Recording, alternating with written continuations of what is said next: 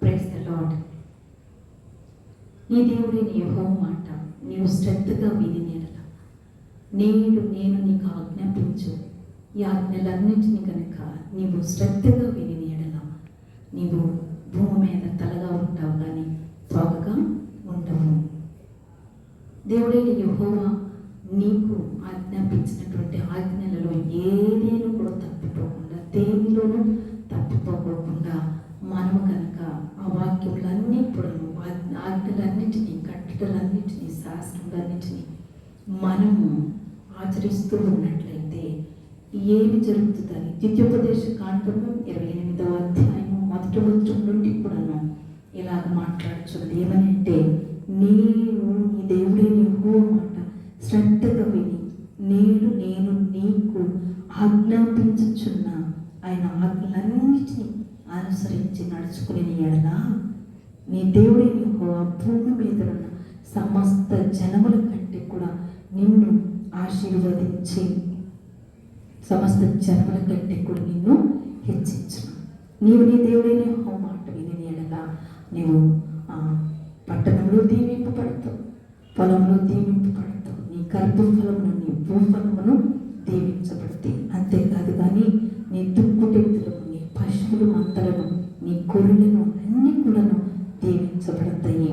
అలాగే నీ కంప పిండి పిసికే నీ తొట్టియు దీవించబడుతుంది. నీ కంప దీవించబడుతుంది, నీ పిండి పిసికే తొట్టి కూడాను దీవించబడుతుంది. అంతేకాదు కానీ మరి నువ్వు లోపలికి వచ్చినప్పుడు దీవింపబడతావు, బయటికి వెళ్ళినప్పుడు కూడాను దీవింపబడతావు. నీ మీదకి శత్రువులు వచ్చినప్పుడు వాళ్ళు తిరిగి 7 దారులు గుండా వెళ్ళిపోతారు, నేనేమీ చేయనట్టు. ఎందుకంటే నీ దేవుడైన యెహోవా నీకు తోడుగా ఉండి వారిని తరిమి వేస్తారన్నమాట.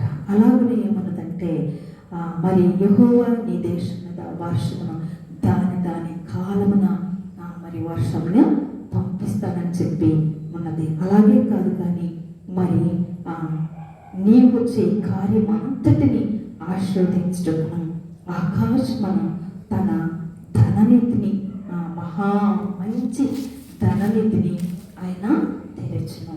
నీవు అనేక జనములకు అప్పించదు కానీ అప్పు చేయని దేవుని మాట ఉన్నది. కాబట్టి నేడు నేను మీకు ఆజ్ఞాపించుచున్నటువంటి ఈ కట్టడలను, పేరులను మీరు అనుసరించిన ఎడల దీనిని విషయములు కుడికి కానీ ఎడమకు కానీ తొలగిపోకుండా, అన్ని దేవతలను అనుసరింపకోకుండా, వాటిని పూజింపకుండా ఉన్న ఎడల నీవు అనుసరించి నడుచుకున్న వలనని నేడు నీకు ఆజ్ఞాపించుచున్న నీ దేవుడైన యెహోవా ఆజ్ఞలను విని వాటిని అనుసరించి కైకొనే ఎడల యెహోవా నిన్ను తలగా నియమించను కానీ తోకగా నియమించడు.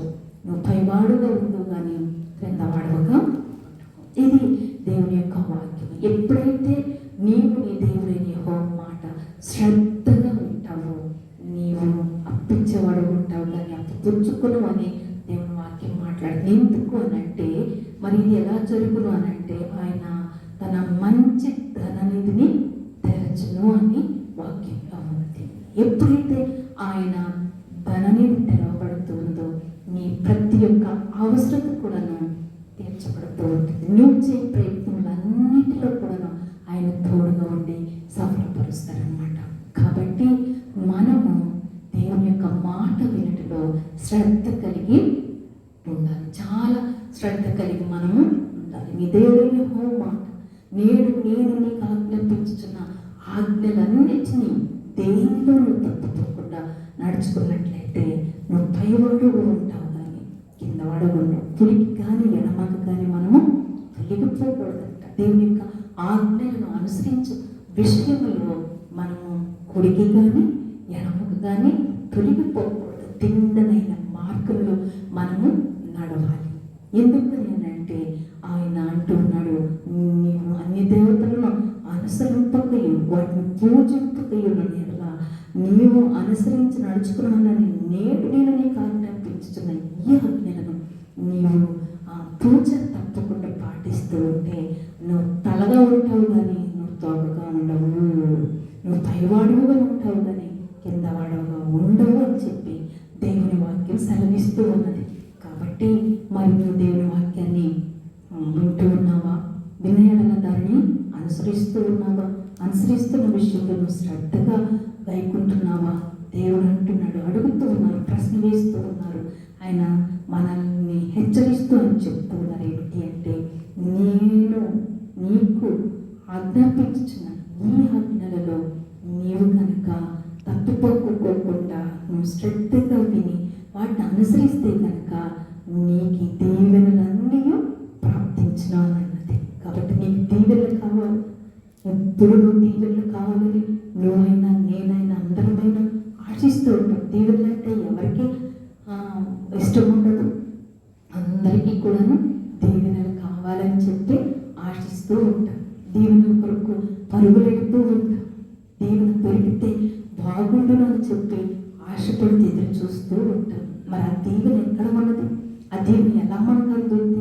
ఆ దీవెన మనకి ఎలా దొరుకుతుంది అంటే అని అంటున్నాడు, నేను నీకు ఆజ్ఞాపించుచున్నా ఈ యొక్క ఆజ్ఞలన్నింటినీ కూడా నువ్వు శ్రద్ధగా విను. నేను యెహోవా నీకు ఆజ్ఞాపించుచున్న మాటను శ్రద్ధగా వింటే కనుక నీవు తలగా ఉంటావు కానీ పావుగా ఉంటావు. నీ గంపలు పిండి పిసికి తొట్టియు దీవించబడతాయి.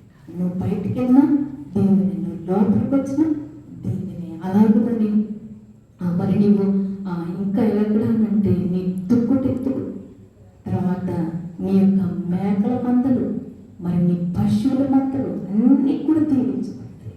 ఒకరిని ఉద్యోగం చేస్తూ ఉంటే ఉద్యోగంలో దీవించబడతావు. నువ్వు ఆఫీసులో ఉంటే ఆఫీస్లోనే దీవించబడతావు. నువ్వు స్కూల్లో ఉంటే కనుక స్కూల్లో దీవించబడతావు. ఏ వయసులో ఉండవు, ఎక్కడ ఉండి ఏ స్థానంలో ఉన్నారో ఆ స్థానంలోనే దేవుడు మనల్ని దీవిస్తాడు. అయితే మనందరికీ కూడా కావాల్సింది ఏమిటి అని అంటే, ఆయన మాట వినుటలో శ్రద్ధ ఉండాలి. శ్రద్ధ కలిగి మనం కనుక నడుచుకుంటూ ఉన్నట్లయితే తప్పకుండా ఆయన మనలను ఆశీర్వదిస్తాడు. దావీదు కూడా అంటూ ఉన్నాడు, ఏమని? దేవా, నీ ఆశీర్వాదం ఉంది, మన కుటుంబము నిత్యము దీవించబడినగా. కాబట్టి దీవెన కావాలి అంటే ఆయన మాట వినటంలో శ్రద్ధ పెట్టాలి. ఆయన ఇచ్చిన ఆజ్ఞలను మనం గైకొనాలి. ఆయన విధించిన శాసనములను మనం గైకోవాలి. ఆయన విధించినటువంటి కట్టడలను మనము గైకోవాలి. ఆయన ఇచ్చిన ధర్మశాస్త్రాన్ని మనము గైకోవాలి. దీని విషయంలో ఎక్కడ కూడా మనము తప్పిపోకూడదు. కురికి కానీ ఎడమ కానీ తొలగిపోకూడదు. తిన్ననైన మార్గంలో, మంచి మార్గంలో మనము నడుస్తూ ఉండాలి. అప్పుడు తప్పకుండా దీవెన ఆశీర్వాదం వస్తుంది.